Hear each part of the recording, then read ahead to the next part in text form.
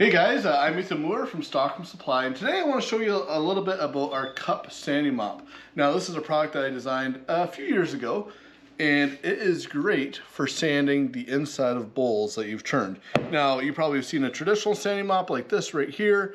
A lot of guys have used these in the past to try to sand the inside, but they can be a little bit difficult because of the size of them and because you have that mandrel on the face. So this cup mop, essentially the difference is the mandrel is kind of embedded inside the cup mop here, so you can sand directly straight down. So especially on a smaller piece like this, it's very easy to sand the bottom of the bowl. Well, I'll show you quick.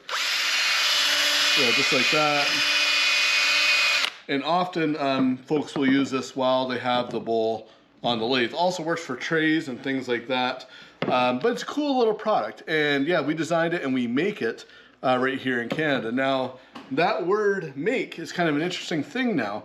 I probably use that a little bit too loosely because this cup mop is made a lot of different places, and I kind of want to highlight that because I think it's fascinating. You guys know I'm probably into stats and percentages and all that kind of stuff. So what I did as an exercise here is kind of really broke down where that cup mop is made. So I made a little chart here. So there's three main components.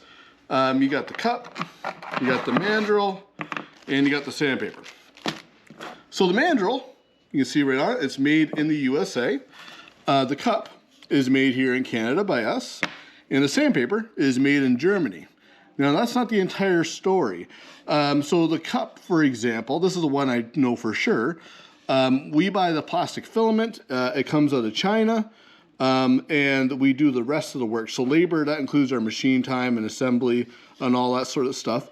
So 82% of this cup is made right here in Canada. The other 18% is made in China. Now you could look at these other things too, like the mandrel, it's made in the USA. So of course you can assume the labor is done in the USA.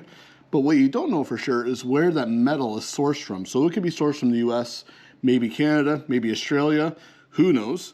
And again, the sandpaper, it's the same deal. Just the way the supply chain works, it's kind of fascinating. So made in Germany, that means at least 51% of the cost needs to come from Germany.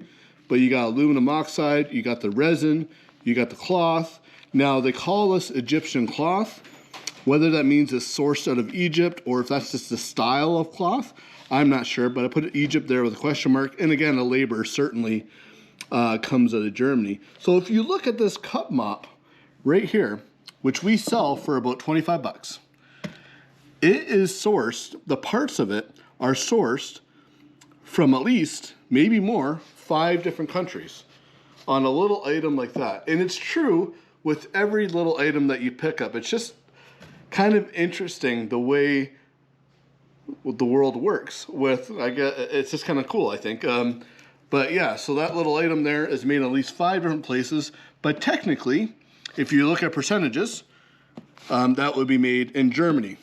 While in reality, it's made really a lot of different places. So yeah, that's a little bit of information I thought I'd share with you. I think it's kind of fascinating. But if anybody else has any questions, you can email me at info@stockholmsupply.com or just comment on the video. Thanks for watching.